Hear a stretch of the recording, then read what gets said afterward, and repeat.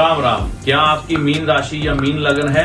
मंगल केतु की युति आपके छठे भाव में हुई है, जो कि आपके भाग्य को प्रभावित करेगी, आपके खर्चों को प्रभावित करेगी और आपको खुद को भी प्रभावित करेगी। यह युति छठे भाव में होने के कारण कर्जों को भी प्रभावित करेगी। अगर आप लोन लेना चाहते हैं या फिर आपके ऊपर कर्जा है तो क्या स्थितियां रहेंगी, शेयर बाजार से जुड़े हुए क्या परिणाम मिलेंगे, इस समय में आप अगर कॉम्पिटिटिव एग्जाम में हैं वहां पर क्या रिजल्ट आने वाले हैं, कोई शत्रु, कोई कोर्ट कचहरी अगर आपको परेशान कर रही है तो इस समय में क्या रिजल्ट मिलेंगे। 51 दिनों तक जो प्रभाव पड़ने वाला है 7 जून से 28 जुलाई तक, इसको जानना और समझना चाहिए ताकि आप अपने आने वाले समय को अच्छे तरीके से, बेहतर तरीके से प्लान कर सकें।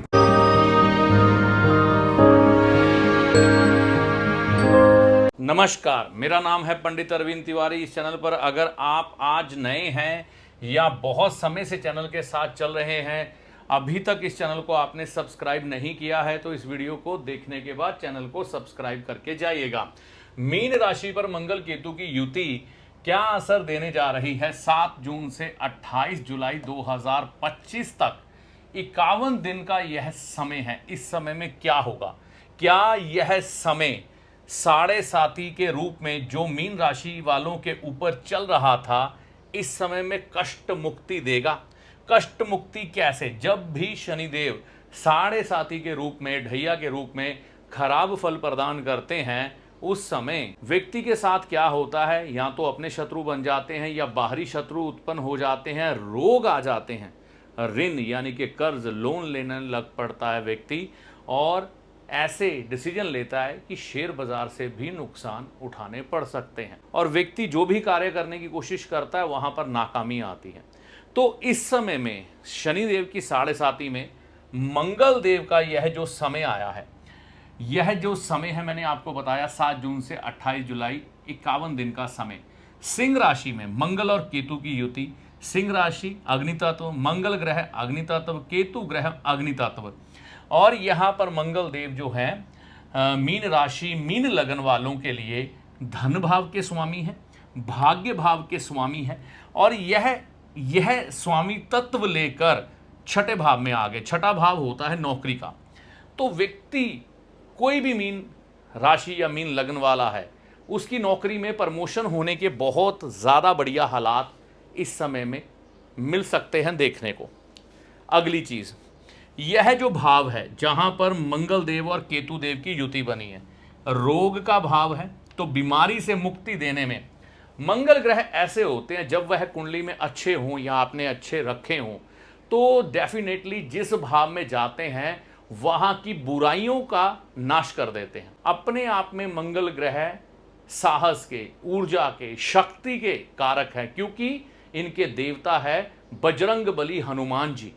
तो बलवर्धक ग्रह और बल देने वाले स्वामी हमारे भगवान हनुमान जी, उनकी शक्ति लेकर जब रोग भाव में आते हैं तो रोगों का नाश कर देते हैं। ऋण मोचन हनुमान जी को तो वैसे ही कहा जाता है, ठीक है ना, तो ऋण का नाश हो जाता है। अगर कोई शत्रु आपको परेशान कर रहा है, यह भाव रोग का है, ऋण का है, शत्रु का है, शत्रु पर विजय मिल जाती है, तो यहां पर शत्रु का भी नाश हो जाता है। अगर आप कोई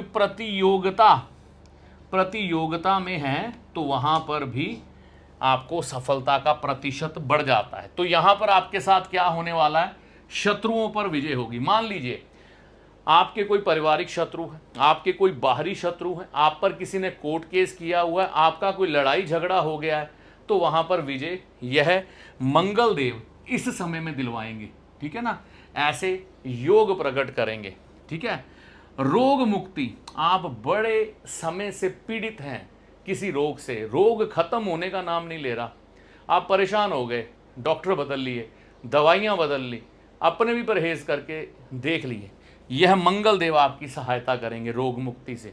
कैसे करेंगे मैं नहीं जानता, बस रोग मुक्त करेंगे, ठीक है ना, कारण बनाएंगे कुछ ना कुछ। ऋण मुक्ति, अगर आपके ऊपर कर्ज लंबे समय से चला आ रहा है, उतरने का नाम ही नहीं ले रहा, आप प्रयास करके हार चुके हैं, तो यह ऋण का नाश यानी कि कर्ज उतार सकते हैं। अगर कोई व्यक्ति कर्ज लेना चाहता है तो यहां पर भी यह मंगल सहायता करेंगे और कर्ज आपको दिलवा सकते हैं। दोनों ही काम करने की शक्ति है हनुमान जी में, यानी कि मंगल ग्रह में।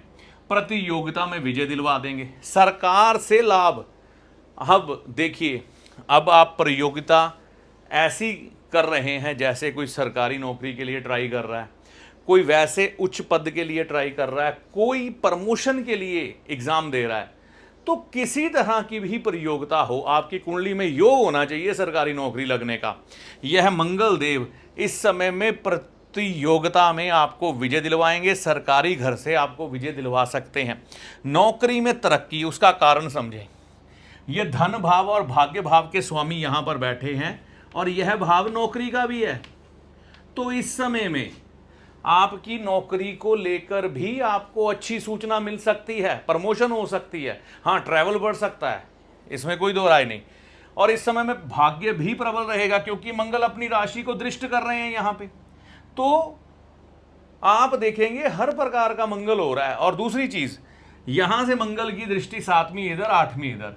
8वीं दृष्टि हालांकि इतना बढ़िया प्रभाव नहीं देती, लेकिन लगन पर रहने के कारण हो सकता है आपको कोई चोट लगे, सावधान रहिएगा। मतलब अगर आप केयरलेस होकर गाड़ी वगैरह चलाते हैं तो ना चलाएं। उपाय के तौर पर आप इन बातों का ध्यान रखिएगा। एक तो मीठा मत बांटिएगा, ये बहुत ज़रूरी है। अगर आप इस समय में मीठा बांटेंगे तो हानि हो सकती है। राम जी के दर्शन करें, यह आपको मंगल देव के दुष्प्रभाव से बचाएंगे। कैसे? राम जी के भक्त हैं हनुमान जी, हनुमान जी की भक्ति करते हैं मंगल ग्रह। तो जब मंगल ग्रह को हमने खुश करना है तो हनुमान जी की भक्ति के द्वारा खुश करते हैं और हनुमान जी खुश होते हैं राम जी की भक्ति से। तो ऐसे समय में आपको बचाएंगे। राम जी का नाम लेना आपने, ठीक है ना। नीम का पेड़ लगा दें किसी पार्क में, आप पर्यावरण की रक्षा करेंगे, पर्यावरण में वृद्धि करेंगे नीम के पेड़ के द्वारा, तो भी आपको मदर नेचर का आशीर्वाद मिल जाएगा। लड़ाई झगड़े से दूरी बना के रखें। यह अग्रेसिव ग्रह है, यह शत्रुओं का भी भाव है। कई बार हम उलझ जाते हैं, झगड़ा हो जाता है सड़क चलते हुए, तो इस चीज़ का ध्यान रखिएगा, लड़ना नहीं है अभी किसी से। देखिए, दूसरी बात मैं आपको यह समझाना चाहता हूं कि शनि देव है ना, जो मीन राशि में, चाहे इस समय में 7.5 है मिडिल पार्ट है। होता क्या है, जब शनि देव की 7.5 हो और बीच का डैया हो, व्यक्ति कई बार परेशान रहता है, टेंशन में रहता है, कंफ्यूज रहता है, निर्णय लेने में दिक्कत आती है, जिसके कारण नुकसान होते हैं। तो इस समय में विवेक बुद्धि हमें हनुमान जी प्रदान करते हैं, ठीक है ना। तो हम कई फैसले इस समय में बुद्धिमान होकर लेते हैं, कॉन्फिडेंस बढ़ जाता है। ओवर कॉन्फिडेंस नहीं, कॉन्फिडेंस बढ़ जाता है मंगल जब प्रबल हो। तो इस समय में आप देखेंगे जो 7.5 के प्रभाव हैं वो भी थोड़े कम हो जाएंगे, मध्यम हो जाएंगे। हम यह कह सकते हैं कि क्या इस समय में शनिदेव की पीड़ा से मुक्ति या मीन राशि वालों के जीवन में कष्टों से मुक्ति का समय आ गया है? हाँ, इसकी तरफ एक कदम इन 51 दिनों में आपका जरूर बढ़ जाएगा कष्टों से मुक्ति के लिए। तो ये कष्ट ही हैं, रोग है, ऋण है, शत्रु है, यह सारे कष्ट हैं। अगर इस समय में आपको इनसे मुक्ति मिल रही है तो हनुमान जी की कृपा ही जानिए। मीन राशि वाले जो हैं, उनके जो ग्रह हैं बृहस्पति, वह 4थे भाव में चल रहे हैं, यहां से इस भाव को दृष्ट कर रहे हैं, इस भाव को कर रहे हैं। यहां पर खर्चों की वृद्धि जरूर दिखाएंगे, समस्याओं का नाश कर देंगे, प्रोफेशन में अच्छा करेंगे आप, क्योंकि शनिदेव की भी 10वीं दृष्टि इसी भाव में है। तो अच्छा होने के आसार हैं। लेकिन बात यह आ जाती है कि आपके कुंडली में ग्रह कैसे हैं, अच्छे हैं या अच्छे रखे हैं, नहीं रखे हैं तो रखें। किसी भी सुयोग्य विद्वान से अपनी कुंडली का विश्लेषण करवाएं। बहुत आसान है इन चीज़ों को समझना करना, तो वो आप कर सकते हैं। मेरे हिसाब से, मेरी गणना के मुताबिक जो राशिफल होता है ना, 50% आप पर असर करता है, 100% के लिए आपकी जन्म पत्रिका भी जिम्मेवार होती है। तो मेरे हिसाब से यह समय आपके कष्टों से मुक्ति का है। मीन राशि वालों के लिए मंगल और केतु इसमें आपकी सहायता करेंगे।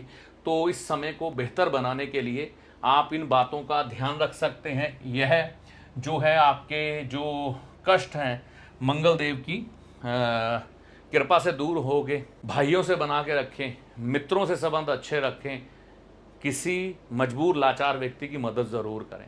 ऐसी आशा करता हूं यह वीडियो मीन राशि मीन लगन वालों के लिए लाभकारी सिद्ध होगा। देखिए, ज्योतिषी को कभी भी चमत्कारी बाबा ना समझे जो जादू की छड़ी घुमाएगा और आपके सामने धन की ढेरी लगा देगा। और ज्योतिषी ना ही कोई जादूगर है जो छलावे में रखकर आपको आपके सारे दुख दर्द दूर कर देगा। ऐसा कुछ भी ज्योतिषी के पास नहीं होता। ज्योतिष विद्या एक ईश्वरीय विद्या है। ज्योतिष विद्या से हम आपके समय की गणना करते हैं कि कब आपका अच्छा समय है, कब आपका बुरा समय है और आपको किन किन बातों का ध्यान रखना चाहिए, इसके बारे में हम आपको बताते हैं। और आपको बताते हैं कि आपको किस मार्ग को चुनना चाहिए और किस मार्ग पर चलना चाहिए। अपने अच्छे और बुरे के लिए आप खुद जिम्मेवार होते हैं।